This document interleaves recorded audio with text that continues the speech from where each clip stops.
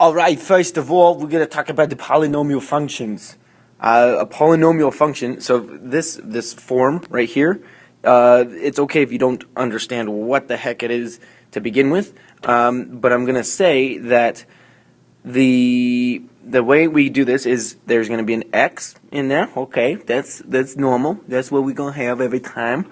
And then the number in front of I guess the polynomial, that's called the lead coefficient. But it's only the leading coefficient if n is the highest degree or highest power. But n, we're going to assume that's the biggest number for the exponent, and it's going to be the degree of the polynomial. It's like you got like a bachelor's degree. No.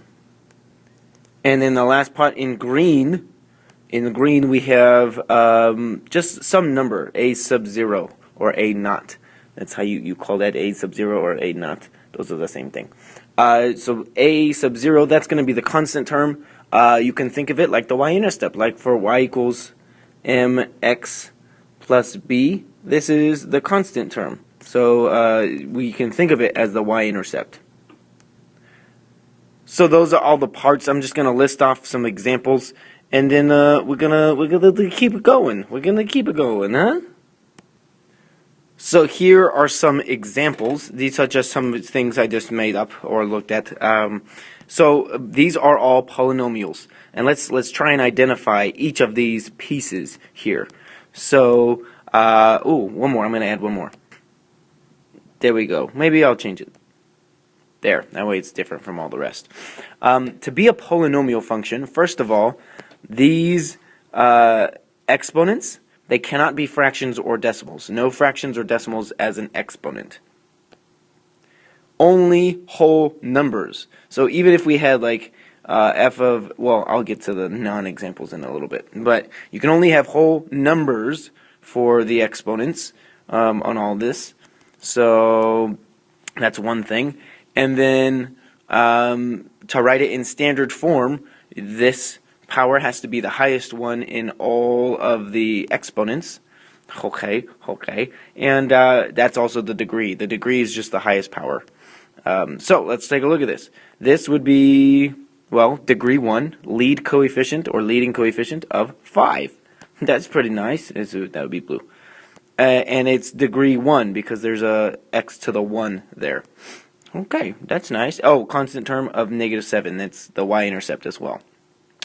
Degree 2, lead coefficient of 2, and a y-intercept of -9. Easy.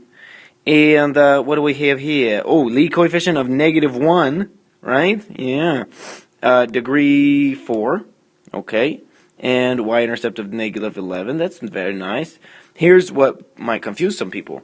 Some people will say, oh, this is degree 2, but it's not. It's degree 7. Normally, to write this in standard form, we'd have to switch these things. So you always want to write it from highest exponent all the way down to the lowest exponent, or the constant term. So let me rewrite this. So there, I just switched it around, and now you can see the degree is 7. The lead coefficient, or leading coefficient, is -4. And the y-intercept is still -8. So all of those are fine. Here, let's look at some non-examples real quick. These are not polynomials. Why is this not a polynomial? Because the exponents, it's not just a whole number. There you go. All right. That's cool. That's cool. Yeah, so the exponents have to be a whole number. And this one is a variable. So that does not work.